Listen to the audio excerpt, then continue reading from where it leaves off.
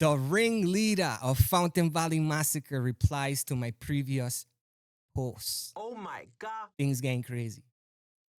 So in my previous post, we covered a conspiracy theory that I grew up listening to around there my whole entire life.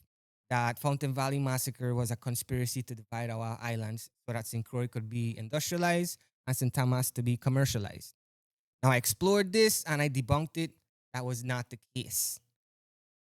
I didn't expect it to get that much views or comments or for it to reach anywhere, much less Cuba, much less Mr. Labeet himself, the guy who hijacked the plane famously and landed in Cuba. We're going to get into it. So y'all asked me to deep dive into the massacre itself. So we're going to try our best to cram this down in a couple minutes. So September 6, 1972, St. Croix Fountain Valley Golf Course, which was owned by Lawrence Rockefeller, the billionaire family, Rockefellers. At that time in the afternoon, 5 gunmen allegedly, names Ishmael Labeet, Beaumont Garreau, Merlin Smith, Warren Ballantyne, and Raphael Joseph, barged in, wheeling shotguns, handguns, automatic rifles, and unfortunately, they killed 8 individuals. 4 of the tourists, Richard and Ruth Griffin Jr., Charles and Joanne Missinger, all from Miami, and locals Nick Beal, an electrician, Pat Tarbett, pro shop worker, John Gulliver, a groundskeeper, and Alliston Lowry, an electrician helper, were all killed. Now, it's allegedly here that 7 out of those 8 were all white. After the massacre, they allegedly fled into the bushes. FBI, marshals, they all come into the island. And allegedly, around 300 people were stopped, frisked, questioned. And out of these 300, allegedly, they gathered these 5 individuals. Now, in 1973, the trial started, and it was chaos. It was chaos. My mother was sitting down outside the courtroom with a gun in a pocketbook. The judge, Warren H. Young, prosecutor Julio A. Bradley, and Milton Branch, big names, brought their arguments forward using ballistics, tying the weapons to the massacre, along with eyewitness accounts. The eyewitness are identifying masked gunmen in 1972. Anyways, forward. Push the narrative, cold-blooded massacre, noting 7 of the 8 white, which fueled racist, racial killing. The defense, though, was led also by big boys, Mr. William Kunstler and Chauncey Eskridge. Chauncey done rep people for like Martin Luther King, Muhammad Ali, big shots. They claim that these 5 men were beaten and coerced to confess into these crimes.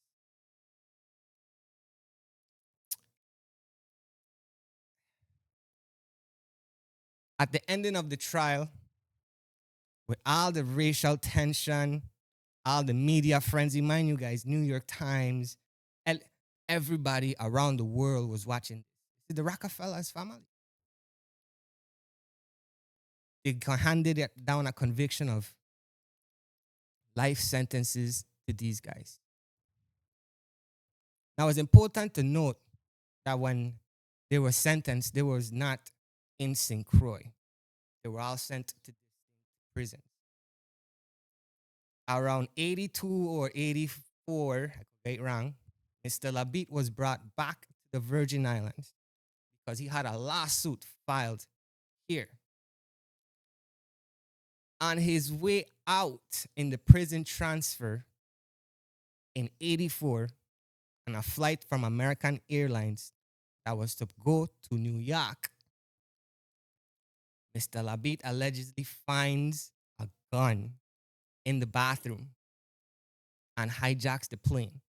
It only got on one of two ways. Either the guards planted it or somebody, a ground employee, planted it. I mean, I can't think of any other way, but my best guess is that the guards planted it. And lands in Cuba.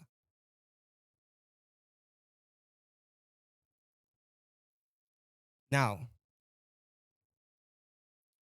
that's basically to cover up the story for what happened at that massacre. Mr. Labeet and the 5 guys were allegedly convicted of this crime, and at that time it was said to be a political statement. Considered himself a revolutionary. Mr. Labeet right now is in Cuba. He was the last person I would actually think my content would have reached to. Let's go check out what he has to say. Your analyst is very interesting. To be honest, I've never explored it from that perspective. I discovered through the Freedom of Information Act that one of the victims was in fact an organized crime figure in the Witness Protection Program under a false name. That's when I tell her, oh yeah, we're going to get to that. According to the reenactment of the crime put forth by District Attorney Julio Bradley, he was the first victim to be gunned down. Our attorneys filed a motion for discovery, and this information was concealed. The FBI must have known about this and chose to keep it quiet. This has enormous relevance in his personal opinion, but who really knows what takes place in what sometimes is referred to as a deep state? And when you have characters like Rockefeller and the Paiwanskis and the FBI, who knows? Your guess is just as good as mine. To be quite honest, my main concern at the moment is the freedom of the 3 native Virgin Islanders who have been falsely accused, railroaded, convicted, and are still in bondage for crimes they did not commit. These 3 Virgin Islanders are scheduled to appear before the parole board in the month of June. I'm appealing to the Virgin Islands community to support them in the pursuit of their long overdue freedom. Then he goes down and replies again. Concerned Virgin Islanders at home and abroad can assist the VI3 by signing a petition to the parole board, presently online being circulated by concerned volunteers in the community.